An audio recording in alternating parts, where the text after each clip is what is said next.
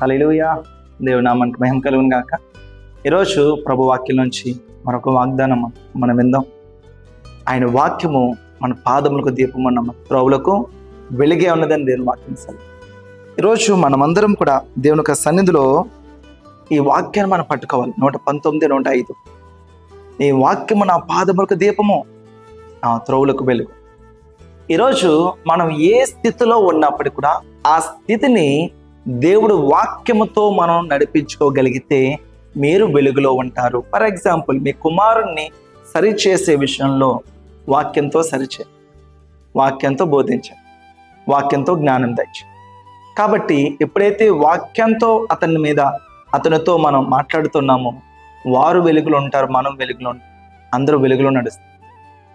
ఒకవేళ వాళ్ళు తప్పు చేస్తే వాక్యంలోంచే వారికి నేర్పించండి. సో కాబట్టి నీ వాక్యం నా పాదముల దీపము. ఒకవేళ వ్యాపారం ఉందనుకోండి, వాక్యం తీసుకెళ్ళి వ్యాపారంతో పెట్టండి. అంటే వాక్యానుసారముగా, నీతిగా, నిజాయితీగా, మనస్సాక్షి పవిత్రంగా మనం కాపాడుకుంటూ ఆ వ్యాపారం మనం చేసినప్పుడు, ఆ బిజినెస్ మనం చేసినప్పుడు దేవుడు 100 ఫలభరితమైన ఆశీర్వాదం ఇస్తాడు. కాబట్టి ఆ వ్యాపారంలో వెలుగు ఉంటుంది. ఎందుకంటే అది వ్యాపారము ఎక్కడ కూడా మోసము, అన్యాయం ఎక్కడ కూడా కనబడకుండా దేవుని యొక్క క్రీస్తు యొక్క వెలుగులో అది నడుస్తుంది. కాబట్టి అది ఫలిస్తుంది. ప్రతి విషయంలో వివాహమా, వాక్యం తీసుకుని అక్కడ పెట్టండి. అంటే వాక్యానుసారంగా చేయమని, బైబిల్ తీసుకెళ్ళి పెట్టమని కాదు, వాక్యానుసారంగా చేయమని.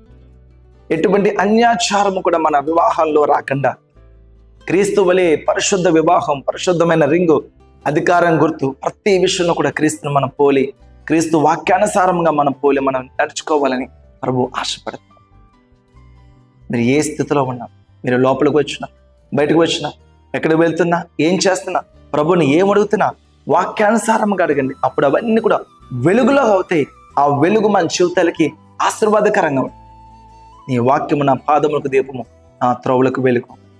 ఈరోజు మనం వెళ్ళే ప్రతి మార్గంలో ప్రభు యొక్క వాక్యంతో మనం నింపబడగలిగితే, ప్రభు యొక్క వాక్యంతో మనం సరి చేసుకోగలిగితే దేవుడు గొప్ప కార్యాలు మన జీవితంలో ఆయన జరిగిస్తాడు.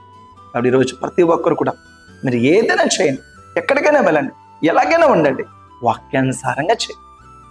మీరు ఏది చేసినప్పటికీ వాక్యానుసారంగా చేయండి. అంతే. ప్రతి విషయంలో బహుశా మీరు అనుకోవచ్చు, పాస్టర్ గారు మరి కొంచెం ఎంజాయ్మెంట్ చేయడానికి వెళ్తారామండి, ఫ్రెండ్స్తో కొంచెం picnic. There is a word, ఆయన వాక్యం ఉంది.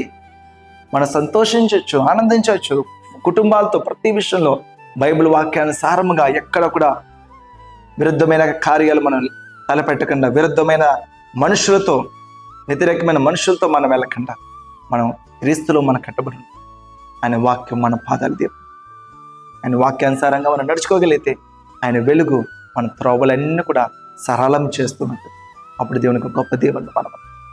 ఈరోజు ఈ మాటలు మీ జీవితంలో ఫలింపచేసి మీరు కూడా మీ కుటుంబంలో ఆత్మీయంగా ఆశీర్వాదకరంగా ఉండాలని ఆశిస్తాను. కొద్ది మాటలు గాడ్ బ్లెస్ యు.